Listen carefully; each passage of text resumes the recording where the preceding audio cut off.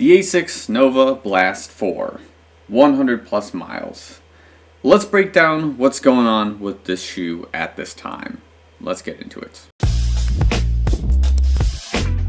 So before we get into the video, make sure you like the video, subscribe to the channel if you're subscribed watching the content. Thanks so much, love you guys a lot. Make sure you follow me on Instagram and Strava for all sorts of other updates and things like that.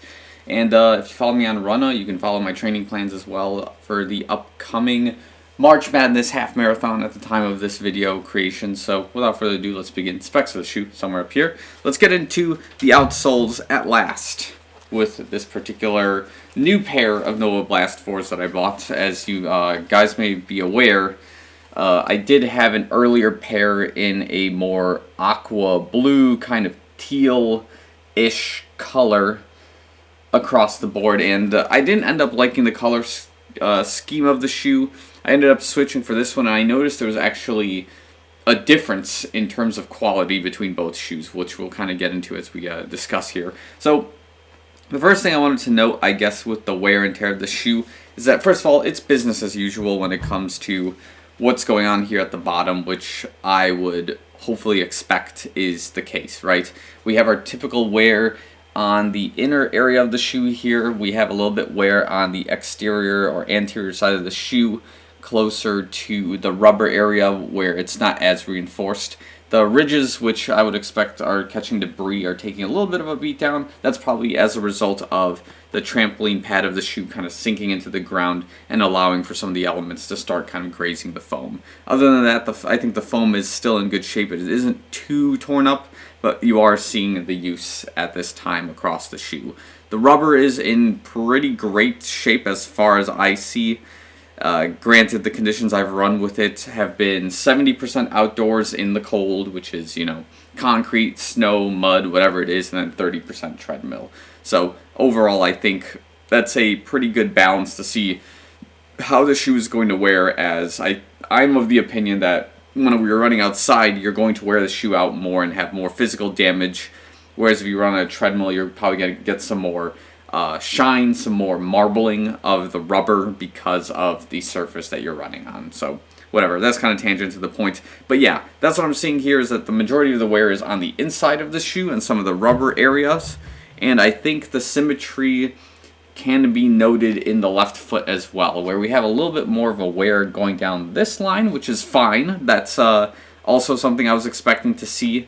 I'm not expecting perfect symmetry of wear, but the symmetry is a lot better than I've seen historically in different pairs of shoes that I've had, which is telling me that I can start gradually putting together my run form assessment video, because the experiment is rendering great results in this case. So I'm ready to start putting that all together and get that out for you guys in my running vlog series that will be starting up as well.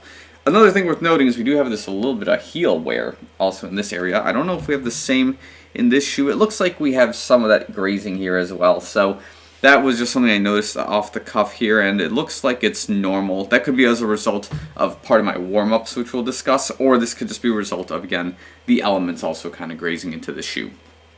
On the outsole of the shoe, the textile mesh material is in great shape. I don't see any wear or tear on the shoe anywhere. It's been very comfortable as far as I've been doing during my runs.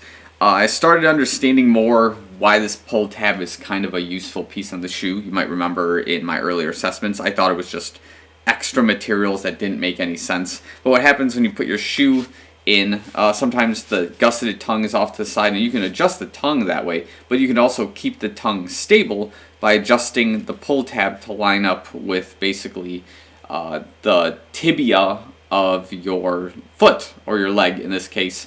And then from there you can lock it down, and the pull tab ensures that this area of the shoe isn't tilted in any sort of way. You don't have like a bending of the shoe that otherwise would be uncomfortable to run in. So that was just something, I guess it's like a small quality of life increase. It's nothing substantial, nothing I would pay extreme money for, but again, it's there. It was for the price of the shoe that it was, and I was like, alright, fine, good with me. I'm not seeing any particular intrigue out of like the cabling lacing that we have on the inside of the shoe here yet. It's kept the, I guess, the overall width of the toe box pretty much consistent. I guess that's the purpose of what this was supposed to be doing, and I think it's working just fine. It's not like a stretchy pull cable. It seems like it's been kind of glued up and kind of not caramelized, but more or less just locked in, so it doesn't have like a stretchy kind of cable thing that we would have experienced like on a backpack, for example. This is just kind of a different principle here. In terms of the ride, the shoe is doing everything I was expecting it to do. It's to be this max foam style shoe with as much comfort as I could potentially ask for that I can use on what I had last week, which was my deload mileage week. I had it during my recovery runs and then up to my easy workouts, right? Whenever I was going to anything of a tempo session or more, rolling 400s, 800s, or some kind of threshold, I would use my everyday racer carbon plate shoes for that. But for my everyday stuff, this was like one of the better shoes that I've used in a while, similar to the Novablast 3, I believe it is, where... Is it the Novablast 3? I'm confusing my numbers here. But, yeah, anyways, getting back to the point. What's happening here with this particular shoe is that... Oh, it is the 5. The Novablast 5. I'm out here calling it the 4. Look at that.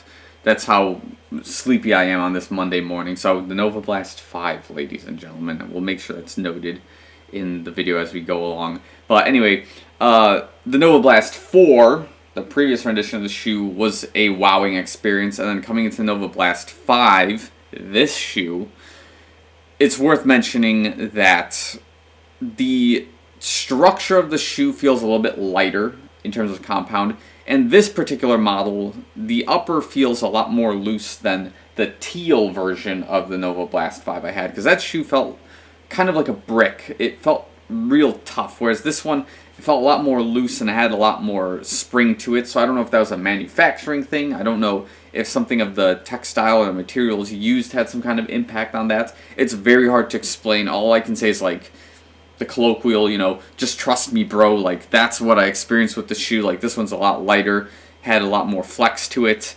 I like this one way more than I like the teal one. Not necessarily just for color, but for the stiffness of that shoe was unusual compared to this one.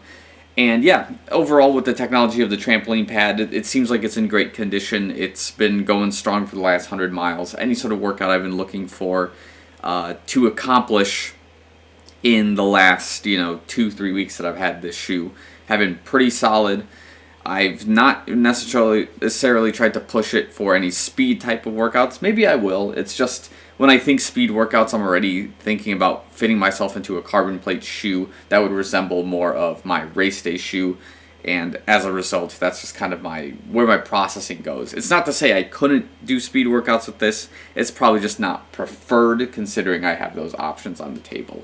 So yeah, 100 plus miles deep. The shoe is in excellent condition. It's been performing just fine. I like this shoe a lot. As of how it's standing right now, the technology affiliated with the shoe is great. And I just like the way I feel after my runs in this shoe too. I don't feel too beat up. I don't feel like my ankles are crushed in any sort of way, or my fibula tendons in that area are sore or bruised. That's mostly because carbon plate shoes kind of have that high impact stiffness, so that's sort of where the brunt of that force kind of hits. And yeah, I think that's where we're going to leave it with the Novablast 5. I want to start chucking more miles as we kind of go into this half marathon training plan that I'm going through. This shoe's going to see a lot more mileage and work as we get there. So, if you agree or disagree with the assessment, let me know in the comments below. Otherwise, I will leave it at that for now. So, thanks again for watching. I'll see you guys in the next one.